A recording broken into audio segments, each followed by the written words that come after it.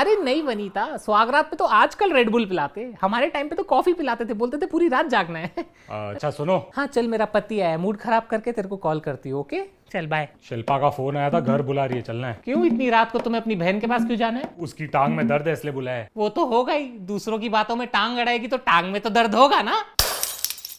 अरे मेरी बहन से क्या प्रॉब्लम है तुम्हें? प्रॉब्लम मुझे नहीं, प्रॉब्लम उसे। जब भी घर पे आती है कितने ताने मारती है, देखा है? हमेशा पापा जी की तस्वीर की तरफ देखेगी और बोलेगी पापा जी कितनी जल्दी चले गए। ऐसा टर्न करके मेरी तरफ देखती है, टर्न करके मेरी तरफ तो ऐसे देखती है मेरी वजह से तुम्हारा बाप जल्दी चलेगा। अगर उस लॉजिक के हिसाब से चले तो ये नीरव मोदी, विजय माल्या और हर्षद मेहता के स्कैम के न्यूज के टाइम तो मुझे स्लोली टर्न होकर इसकी तरफ देखना चाहिए ना, क्योंकि असली चोर तो वो है। देखो मेरी बहन को चोर मत कहो तुम। जिंदगी में मैंने सिर्फ एक बार उसके हाथ की चाय पी थी, उसमें भी दूध फटा हुआ था। अरे वो चाय नहीं, पनीर बटर मसाला था। सोचो तुम्हारी बहन पनीर बटर मसाला में इतना शक्कर डालती है कि लोग पी के सोचते होंगे चाय है। अरे बस कर माते, बस कर। दूसरों की ननद अपनी भाभीियों को हीरे जवारात और प्यार देती है, तुम्हारी बहन ने सरदर्द और कोरोना के अलावा मुझे दिया ही क्या है? देखो उसे तभी नहीं मालूम था कि उसे कोविड है। उसको तो ये भी नहीं मालूम कि वो बेवकूफ है। उसमें मेरी गलती है क्या? और बेवकूफी से याद आया, उसने हमारी बेटी कमला के बारे में कितनी बुराई की थी बाहर। उसने कहा कि हमारी बेटी कमला ने उसकी बेटी दिया की जिंदगी बर्बाद कर दी। तो कमला ने उनकी जिंदगी बर्बाद तो की है। कमला ने दिया को दिवाली पे पूरी तरह जला दिया था, बेचारी सर से टकली हो गई। अभी भी मोहल्ले से जाती है, बेचारे बच्चे उसको कटप्पा बुलाते, कटप्पा। कोई लड़की को कटप्पा बुलाएगा तो उसकी जिंदगी तो बर्बाद हो ही जाएगी ना। तुम्हारी बहन ने वैसे भी पूरे परिवार की पीठ में छुरा जो बोका है, तो उसकी बेटी को कटप्पा नहीं तो क्या कैप्टन अमेरिका बुलाएंगे?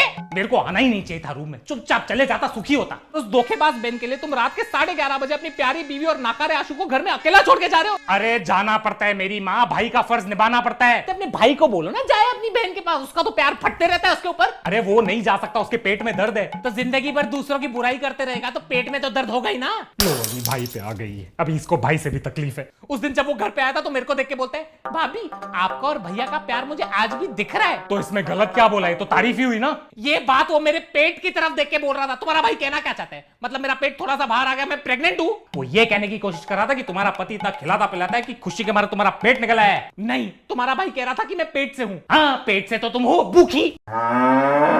देखो टॉपिक मत चेंज करो, तुम्हें मालूम नहीं तुम्हारा भाई कितना घटिया आदमी है, पूरा टाइम बाहर घूमते रहता है, काम धंधा तो है नहीं इसको कुछ। अरे वो टूर गाइड है, बाहर घूमना है उसका काम धंधा है, पागल औरत। तो टूर पे तुम्हारा भाई करता क्या है तुम्हें मालूम है? लड़कियों को लोनावाला लेके जाता है, बोलता है मैडम वो देखिए टाइगर पॉइंट, थोड़ा नीचे चलोगी ना टाइगर का मेन पॉइंट दिखाऊंगा मैं तुमको। अरे वो टाइगर पॉइंट का मेन पॉइंट उसकी गुफा है, अभी वो दूसरी लड़कियों को गुफाएं भी नहीं दिखाए। तुम्हें मालूम नहीं है तुम्हारे भाई का लड़कियों में कितना नाम खराब है? मेरे भाई का नाम लड़कियों में खराब है, ये तुम्हें कैसे पता? तुम तो आंटी हो। तुम्हें नहीं मालूम कि तुम्हारा भाई कितना बड़ा पियक्कड़ है? तो क्यों पीती हो उसके साथ इतना? मैं नहीं पीती हूँ उसके साथ।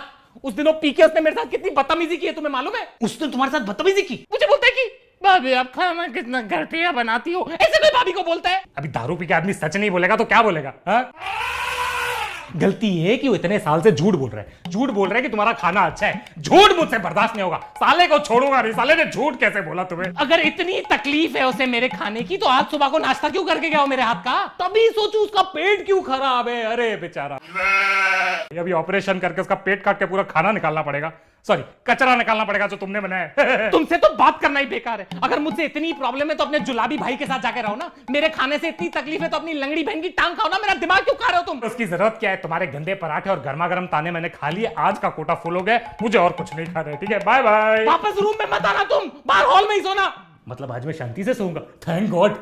बात करने बेकार है सामने से।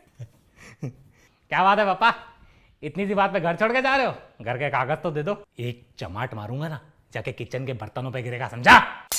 चल जा तकिया लेके आ और तू हॉल में सोएगा, मैं तेरे रूम में सोऊंगा। यार पापा ये गलत बात है, आप लोग के झगड़े के चक्कर में मैं क्यों कॉम्प्रोमाइज करूं? भी मेरे को हॉल में सोना पड़ेगा।